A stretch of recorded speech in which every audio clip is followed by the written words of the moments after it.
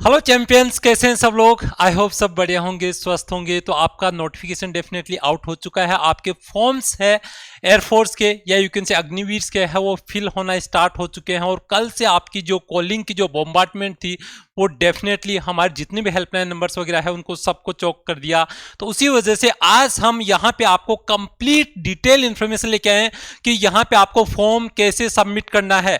यहाँ पे जो मेजर जितनी भी आपकी क्वेरीज आई थी वहां पे आपकी एक एक क्वेरीज का यहाँ पे हम कंप्लीट इंफॉर्मेशन है एक एक स्लाइड के साथ में एक एक पॉइंट के साथ में क्लियर करेंगे कि आपको वन बाय वन कैसे हर एक स्टेप को है वो क्लियर करना है।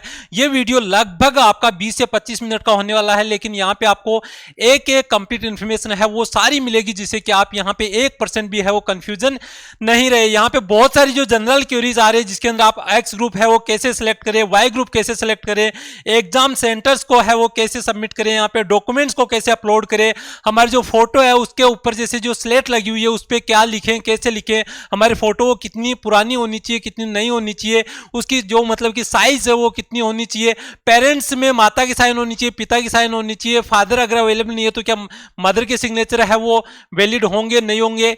बहुत सारी ऐसी क्वेरीज है जिनके यहाँ पे आपको एक एक है मतलब कि पॉइंट पे आपके डाउट है वो क्लियर किया जाएगा। तो वन बाय वन अगर हम बात करें, सबसे पहले अगर आप साइट को ओपन करोगे तो डेफिनेटली यहाँ पे साइट को ओपन करने के लिए आपको जो सरकारी रिजल्ट की जो साइट है उसको जैसे आप सरकारी रिजल्ट पे क्लिक करके और साइट को ओपन करते हो तो यहाँ पे आपके बहुत सारी जो लिंक है वो देखने को मिलेंगे। यहाँ पे आप जैसे ही उस पे जाके यहाँ पे इस लिंक को क्लिक करते हो, इंडियन एयरफोर्स अग्निवीर रिक्रूटमेंट 22, तो यहां पे क्लिक करते ही आपका यहां पे है एक नया पेज ओपन होगा और उसको आप जैसे ही ऊपर से स्क्रॉल करोगे तो नीचे जाके आपको यहां पे है ये पेज सामने आएगा। मैं यहां पे इसलिए बता रहा हूं, ऑफिशियल साइट इसलिए नहीं बता रहा हूं क्योंकि वहां पे बहुत सारे कंफ्यूजन है और यहां से ये लिंक हमें डायरेक्ट है वहां पे ऑफिशियल साइट के ऊपर है वो रिडायरेक्ट कर देगा। तो यहां पे जैसे आप अप्लाई ऑनलाइन पे यहां पे क्लिक करोगे, जैसे ही हम यहां पे क्लिक करेंगे तो यहां पे ये हमें ऑफिशियल साइट के ऊपर है वहां पे मतलब कि रिडायरेक्ट कर देता है। अब यहां से खेल शुरू होता है जहां से आपके जो क्वेरीज है वो आना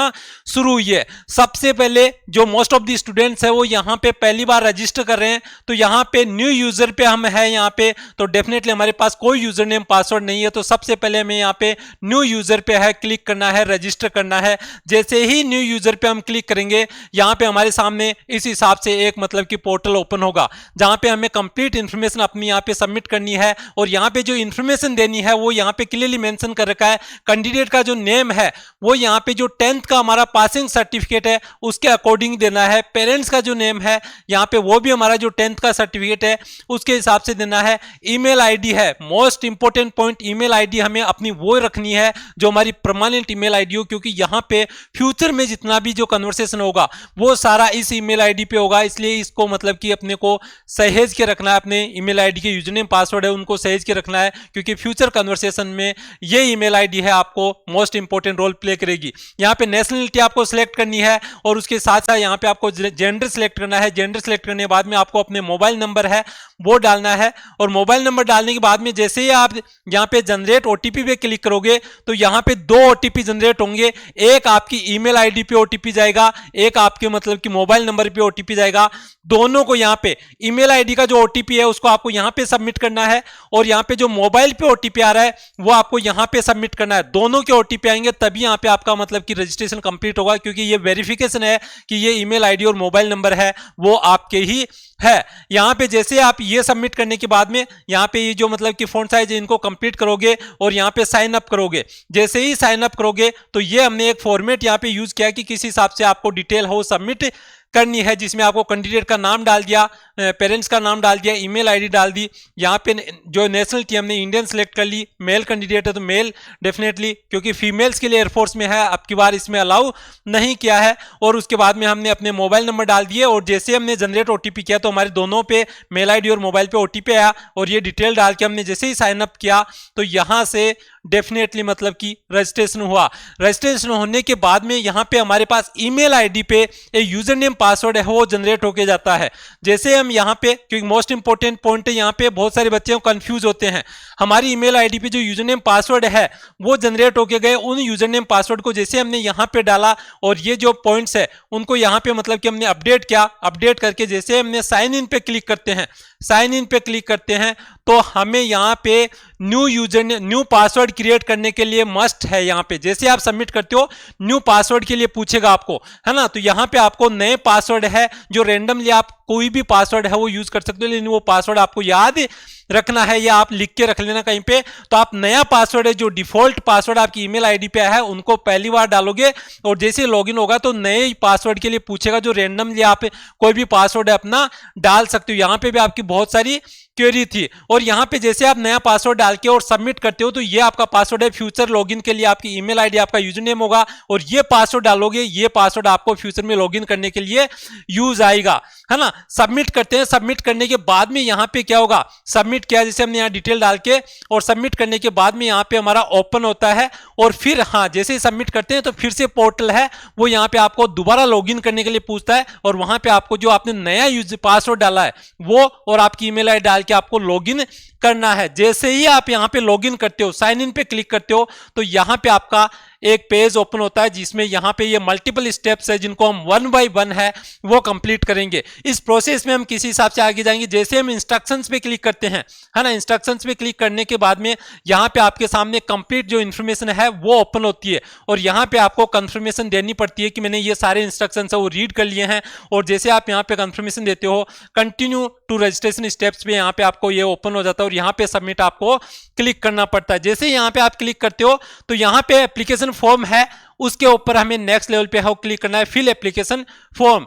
यहाँ पे जैसे हम क्लिक करते हैं तो यहाँ पे एक इंपॉर्टेंट पॉइंट आता है, आपको वार्निंग आती है the data entered during the registration will be final and no change will be permitted, entry to wrong data will disqualify the candidate. इसका मतलब है कि यहाँ पे जो इन्फॉर्मेशन आप डालोगे वो आपके डॉक्यूमेंट्स वेरिफिकेशन के टाइम पे है, वो ही डॉक्यूमेंट्स है, वो ही आपकी ईमेल आईडी है, वो ही आपका जो नाम है, फादर का नाम है, वो सारी मतलब कि यहाँ पे है वही वैलिड होगी। बहुत सारे बच्चों की जो हमारे पास कॉल्स आ रहे हैं उनमें ये होता है कि उनके आधार कार्ड में मतलब कि नाम है उसमें मिसमैच होता है। अगर आपको लगता है कि आपको आधार कार्ड का नाम अपडेट करना है तो यहाँ पे सबमिट करते समय आप यहाँ पे जो डिटेल डालो आधार कार्ड की वो आपको वो डालनी है जो आप करेक्शन करवाने के बाद में मतलब कि रखने वाले हो, क्योंकि यहां पे जो डेटा डालोगे वो मतलब कि उसके हिसाब से मैचिंग करेगा। बहुत सारे बच्चों की इस तरह से क्वेरीज है, आधार कार्ड में जो फादर के नाम वगैरह मिसमैच वगैरह है तो आपके जो फ्यूचर में डेफिनेटली, फ्यूचर का मतलब अगले 1-2 वीक के अंदर ही आपको वो इन्फॉर्मेशन है सारी करेक्ट करवानी है।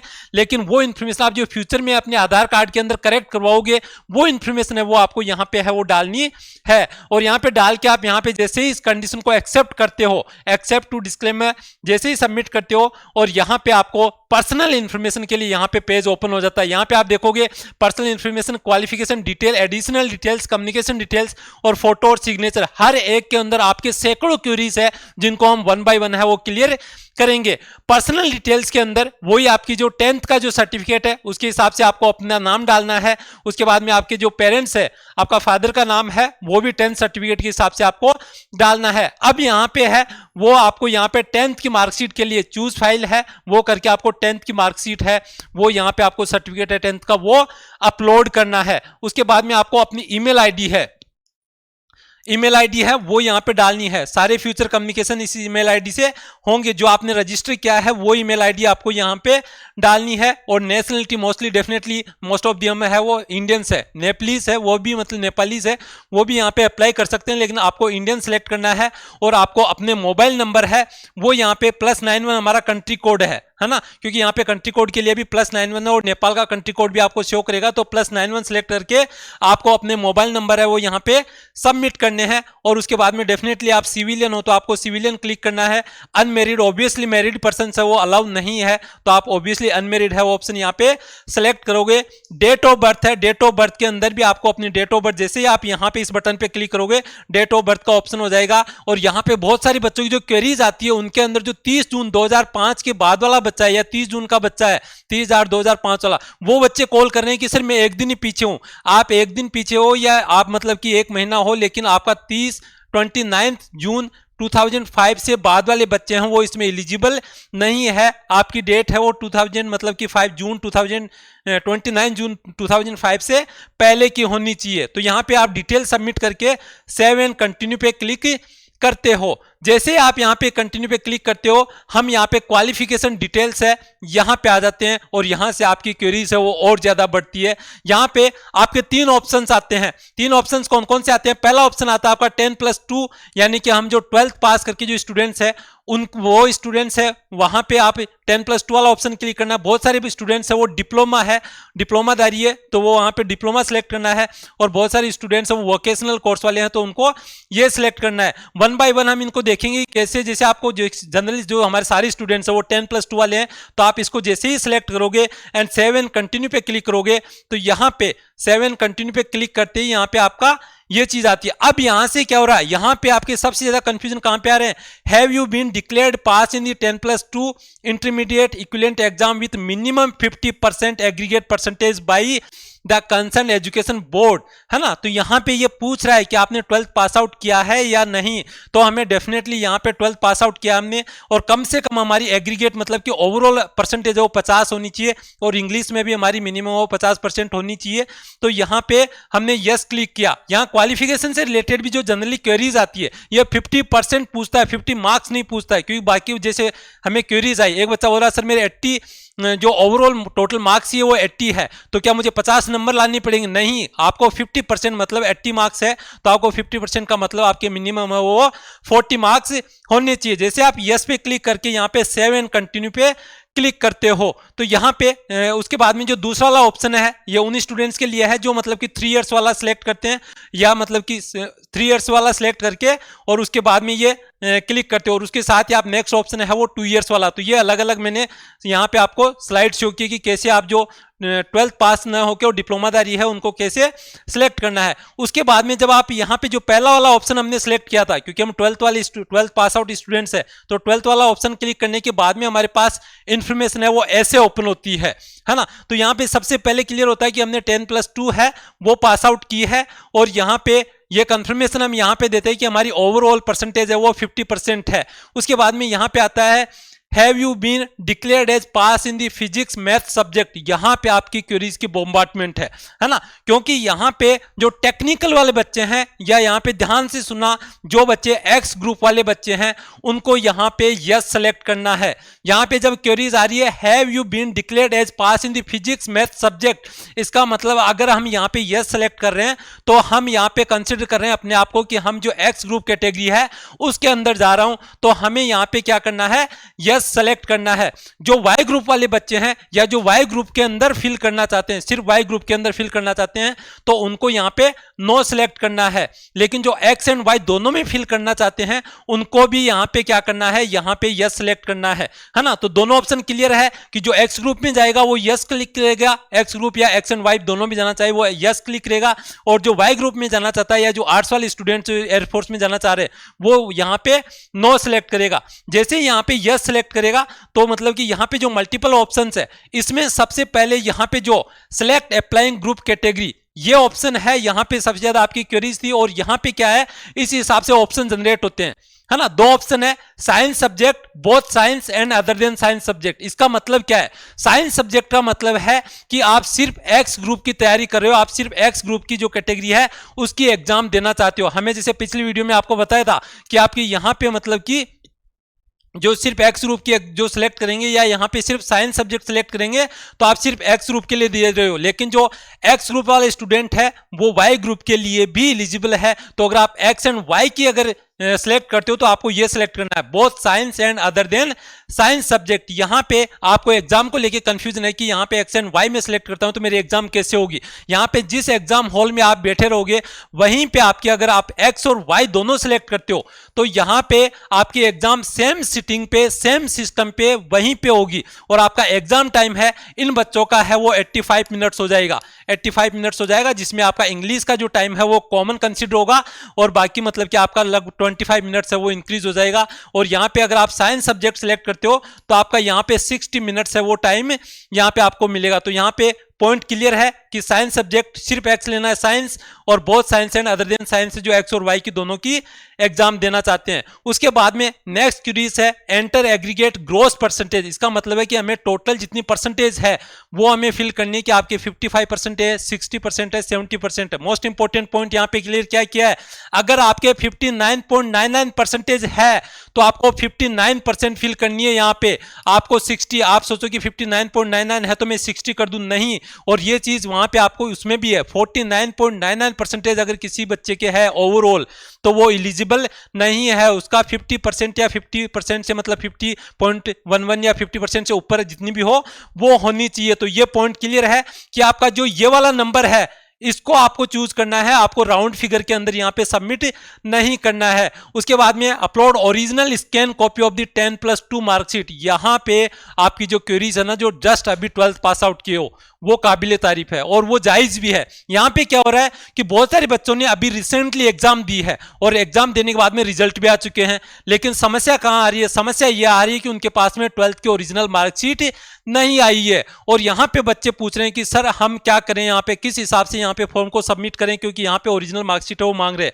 हमारी टीम ने हेल्पलाइन नंबर जो एयरफोर्स के दिए हुए थे, क्योंकि यहां पे नोटिफिकेशन वगैरह में इसके बारे में कोई इंफॉर्मेशन नहीं है, तो जब हमारी टीम ने हेल्पलाइन नंबर पे कॉल किया तो काफी मशक्कत के बाद में भी वो इस पॉइंट को इस हिसाब से क्लियर नहीं किए कि आपको उन बच्चों को क्या करना है। लेकिन हम अगर आपको जो अपना ओपिनियन शेयर करें कि आपको क्या करना चाहिए अगर आप एग्जाम देने जा रहे हो, और वो हो सकता है कि वैलिड हो, क्योंकि हमें हेल्पलाइन नंबर से कोई इंफॉर्मेशन ऑफिशियल वहां से नहीं मिली है। लगभग आधे घंटे हमारी टीम ने उनसे बात की है, लेकिन वहां से क्लियर नहीं किया गया है कि जो इंटरनेट से डाउनलोड की हुई जो मार्कशीट है वो क्या हम यहां पे सबमिट करने पे वैलिड होगी या नहीं, क्योंकि हेल्प डेस्क पे वहां पे बंदा बैठा हुआ है, उसने भी उस चीज का क्लैरिफिकेशन नहीं दिया है। तो आपको क्या करना है कि जो इंटरनेट से आप डाउनलोड करते हो उस एप्लीकेशन को वहां पे डाउनलोड करके और अपना साइन देके और अपने प्रिंसिपल का साइन दिलवा सकते हो आप, और वहां पे देके और इसको अपलोड यहां पे कर देना है। और डेफिनेटली आपको यहां पे अपने जब एग्जाम देने जाओ तो उससे पहले भी अपने प्रिंसिपल वगैरह से आप वहां पे लिखवा के ले जा सकते हो कि इनकी जो पास है, बच्चा पास हो गया है लेकिन आपकी एप्लीकेशन नहीं आई है। ये सजेशन हम क्यों दे रहे हैं आपको, क्योंकि एयरफोर्स का जो फॉर्म है उसमें एक ऑप्शन दिया है कि अगर आप किसी भी यूनिवर्सिटी वगैरह में आपके ओरिजिनल डॉक्यूमेंट सबमिट है तो उस यूनिवर्सिटी का जो चांसलर है या जो प्रिंसिपल है वहां से अगर आप लिखवा के लेके आते हो कि यहाँ पे ये बच्चा हमारे पास में, इनके डॉक्यूमेंट्स ओरिजिनल हमारे पास में है, और तो उस सिनेरियो में उसकी डुप्लीकेट कॉपी वो कंसीडर हो जाती है। इसलिए हम यहाँ पे जो 12th पास आउट बच्चे हैं और जिनकी मार्कशीट नहीं आई है उनको ये रिकमेंड करेंगे कि आप यहाँ पे उसको इंटरनेट से डाउनलोड कर कीजिए, अपने साइन कीजिए, अपने प्रिंसिपल से साइन करवाइए और उसको अपलोड कर दीजिए, है ना। और वहां पे उसके बाद में डेफिनेटली जब जाओ तो वहां पे आपके प्रिंसिपल से एक लेटर लिखवा के ले जाना कि यहाँ पे बच्चा पास हो गया है और यहाँ पे ये मतलब कि ये इसी स्कूल से ऐसे ऐसे इतने मार्क्स के साथ में पास हुआ है, तो वो वैलिड होनी चाहिए हमारे हिसाब से। लेकिन ऑफिशियली इस पे कहीं पे कोई इंफॉर्मेशन है वो नहीं है। उसके बाद में नेक्स्ट पॉइंट है कि यहाँ पे जो परसेंटेज है, डेफिनेटली यहाँ पे आपकी इंग्लिश की परसेंटेज है वो मिनिमम 50% होनी चाहिए, है ना। किसी के 49.99% है वो बच्चा एलिजिबल नहीं है, 50% से ऊपर वाला बच्चा ही एलिजिबल है। तो यहाँ पे आपके 50% होनी चाहिए। और उसके बाद में do you have any additional marksheet, यहाँ पे डेफिनेटली नो आएगा आपका, क्योंकि अगर आपने सप्लीमेंट्री एग्जाम वगैरह नहीं दिए तो आपके पास कोई एडिशनल मार्कशीट है वो नहीं है। उसके बाद में यहाँ पे अगर हम नेक्स्ट पॉइंट पे चले तो नेक्स्ट पॉइंट पे चलने के साथ में यहाँ पे ये डेफिनेटली जैसे ऑप्शंस आ गया, और यहाँ पे आपने अगर ये सिलेक्ट किया कि आपने यहाँ पे फिजिक्स और मैथ से पास आउट करने के बजाय में वाई ग्रुप वाला स्लाइड है, ये नो सिलेक्ट करने के बाद में आपको सिर्फ यहाँ पे ऑप्शन क्या आ रहा है, ऑप्शन यहाँ पे आ रहा है अदर देन साइंस सब्जेक्ट। यहाँ पे आप देख रहे हो सिर्फ एक ही ऑप्शन आ रहा है, उसमें दो ऑप्शन थे, है ना। तो वहां पे science and other than science subject दोनों आ रहे थे, मतलब कि यहाँ पे सिर्फ दो ऑप्शन आ रहे थे, यहाँ पे सिर्फ एक ऑप्शन आ रहा है अदर देन साइंस सब्जेक्ट। आपको ये सिलेक्ट करना है और वो सेम इन्फॉर्मेशन जो हमने पिछले स्लाइड में डिस्कस की वो उस हिसाब से आपको फिल करनी है। उसके बाद में यहाँ पे ये डिटेल हमने डाल के एक फॉर्मेट है वो आपको जनरेट किया है कि किस हिसाब से आपको डिटेल है वो सबमिट करनी है। उसके बाद में ये डेफिनेटली सेम स्लाइड की जो इन्फॉर्मेशन है वो सबमिट की हुई आपके सामने इन्फॉर्मेशन है। अब यहाँ पे एडिशनल डिटेल्स आती है। एडिशनल डिटेल्स में आपको क्या करना है, आपने पर्सनल इन्फॉर्मेशन सबमिट कर दी, आपने क्वालिफिकेशन डिटेल सबमिट कर दी, और अब हम एडिशनल डिटेल्स है उस वहां पे हैं। तो वहां पे आपका पहला पॉइंट क्या है,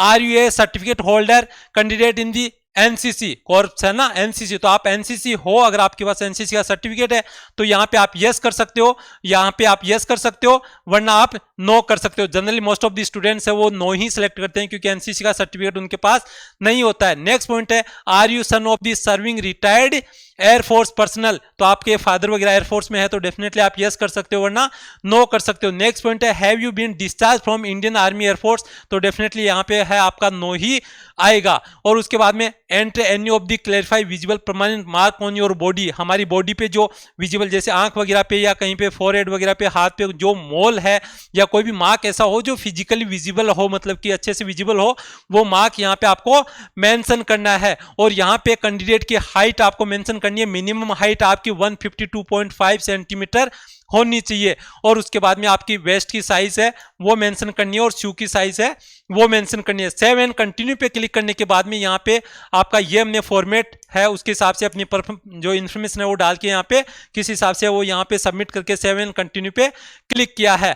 अब क्लिक करने के बाद में नेक्स्ट ऑप्शन आ रहा है कम्युनिकेशन डिटेल्स। कम्युनिकेशन है वो कैसे करेंगे फ्यूचर के अंदर है, आपसे रीच आउट कैसे करेंगे, या आपका परमानेंट एड्रेस एंड जो टेम्परेरी एड्रेस है वो कैसे है। तो यहाँ पे आपका परमानेंट एड्रेस है, परमानेंट एड्रेस में ध्यान रखना आपको आधार कार्ड के हिसाब से जो इन्फॉर्मेशन है आपका एड्रेस है वो यहाँ पे डालना है, जिसके अंदर आपको हाउस नंबर डालने हैं, आपको कंट्री सेलेक्ट करना है, डिस्ट्रिक्ट सेलेक्ट करना है, स्टेट सेलेक्ट करना है, और आपकी अपनी तहसील सेलेक्ट करनी है, विलेज है, टाउन है वो सिलेक्ट करना है। और यहाँ पे मोस्ट इंपॉर्टेंट आपको अपने आधार कार्ड नंबर है यहाँ पे डालना है ना। यहाँ पे आपको पिन कोड नंबर है वो डालने हैं। यहाँ पे इन्होंने कंपलसरी नहीं किया है, लेकिन एक तरह से क्योंकि डेफिनेटली इनकी लिमिटेशन है, सुप्रीम कोर्ट ने क्लियरली बोल दिया कि आप अपने आधार कार्ड की इन्फॉर्मेशन है वो मतलब कि फोर्सफुली किसी को शेयर नहीं कर सकते, तो उसी वजह से यहाँ पे इन्होंने मैंडेटरी नहीं दिया है, लेकिन आपको आपके आधार कार्ड नंबर है वो यहाँ पे मेंशन करने हैं। और उसके बाद में जैसे ही आप यहाँ पे डिटेल सबमिट करोगे, ये हमने अपना फॉर्मेट लिया है जिसके हिसाब से हमने यहाँ पे अपनी इन्फॉर्मेशन है वो डाली है, और उसके बाद में यहाँ पे ये सारी डिटेल वो टेम्परेरी एड्रेस की आपकी डिटेल है वो आ गई। जनरली क्या है, मोस्ट ऑफ द स्टूडेंट्स की परमानेंट एड्रेस और टेम्परेरी एड्रेस है वो, सॉरी टेम्परेरी गलत बोल रहा हूँ, प्रेजेंट एड्रेस है वो आपका सेम ही होता है। तो प्रेजेंट एड्रेस और परमानेंट एड्रेस वो आप यहाँ पे दोनों के अंदर है वो सेम भर सकते हैं अगर आपका परमानेंट और प्रेजेंट एड्रेस है वो सेम हो तो। और उसके बाद में यहाँ पे आता है आपका सबसे मोस्ट इंपॉर्टेंट, और यहाँ पे सबसे ज्यादा फिर से जो हमारे पास कॉलिंग आ रही है वो आ रही है। यहाँ पे आपके जो कॉलिंग है सबसे ऊपर है आपको पिक को लेके, है ना। पिक आपकी एक तो साइज उसकी कितनी है, 10 KB से लेके 50 KB के बीच में आपकी साइज होनी चाहिए।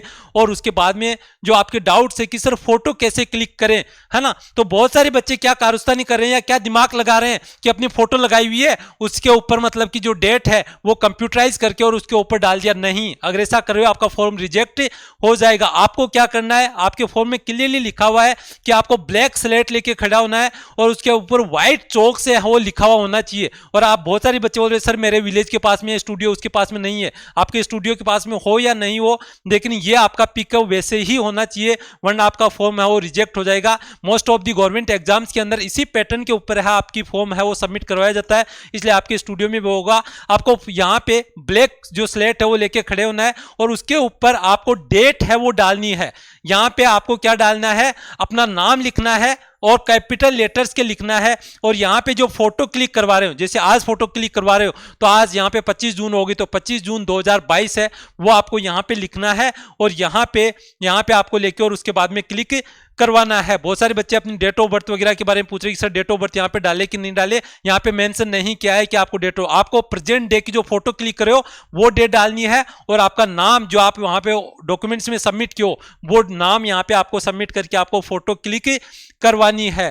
ठीक है बेटा, तो ये आपका कंफ्यूजन है वो क्लियर होना चाहिए, इससे रिलेटेड हमारे पास कॉलिंग है वो नहीं आनी चाहिए। उसके बाद में यहाँ पे नेक्स्ट पॉइंट क्या है, अपलोड कैंडिडेट सिग्नेचर। यहाँ पे सिग्नेचर की साइज भी है वो कितनी होनी चाहिए, सिग्नेचर की साइज भी आपकी 10 KB से लेके 50 KB के बीच में होनी चाहिए। आप इसको कंप्रेस कर सकते हो। और उसके बाद में अपलोड लेफ्ट हैंड थंब, यहाँ पे ध्यान रखना मोस्ट इंपॉर्टेंट, बहुत सारे बच्चे इसलिए मिस्टेक करेंगे और समस्या हो जाएगी बायोमेट्रिक एक्सेस वगैरह में उधर बाद में, है ना। तो लेफ्ट हैंड का थंब, बहुत सारे बच्चे क्या राइट हैंड का थंब है वहां पे क्लिक करके और अपलोड कर देंगे, अपना लेफ्ट हैंड का थंब ही यूज करना है।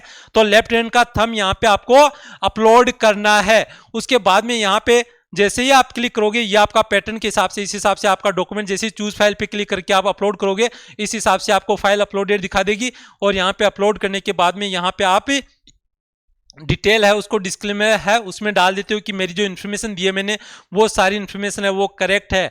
सेव एंड कंटिन्यू पे क्लिक करते हो और कंटिन्यू पे क्लिक करने के बाद में यहाँ पे आपका नेक्स्ट जो आता है वो आता है सिलेक्ट दिस सिटी, है ना। इससे पहले मैं एक पॉइंट को और क्लियर कर दूं, बहुत सारे बच्चे हैं ये बोलते हैं कि सर जो 18 साल से कम वाले बच्चे हैं उनको अपने पेरेंट्स का कंफर्मेशन चाहिए होता है ना, क्योंकि वो माइनर कैटेगरी में जो काउंट होते हैं। तो जो हमारे पास कॉल आए कि सर मेरे पास फादर है वो जिसे कहीं दूसरी जगह जॉब कर रहे हैं, अवेलेबल नहीं है, आप अपनी मदर की भी मतलब कि ऑथेंटिसिटी है, उनका भी सर्टिफिकेशन है, उनका भी एप्लीकेशन है, वो ले सकते हो, उनका भी कंफर्मेशन ले सकते हो। पेरेंट्स का मतलब मम्मी या पापा में से किसी का भी कंफर्मेशन है वो वैलिड माना जाएगा। अब यहाँ पे जैसे आप सिलेक्ट करते हो, सिटी सिलेक्ट करने के लिए ऑप्शन आता है आपका, तो सिटी सिलेक्ट करने के लिए ऑप्शन आता है, तो यहाँ पे आपको इस हिसाब से ऑप्शंस आते हैं, है ना। सिलेक्ट 5 सिटी इन प्रेफरेंस, आपको ऑर्डर दिया होता है और आपको 5 सिटी है अपने सेंटर के लिए चूज करने हैं। और यहाँ पे उसके बाद में जैसे आप, और ये आपका फेज 2 के लिए ऑप्शन है वो सिलेक्ट करने हैं यहाँ पे, तो ये ऑप्शन आपको सिटी सिलेक्ट करने के लिए आ गया।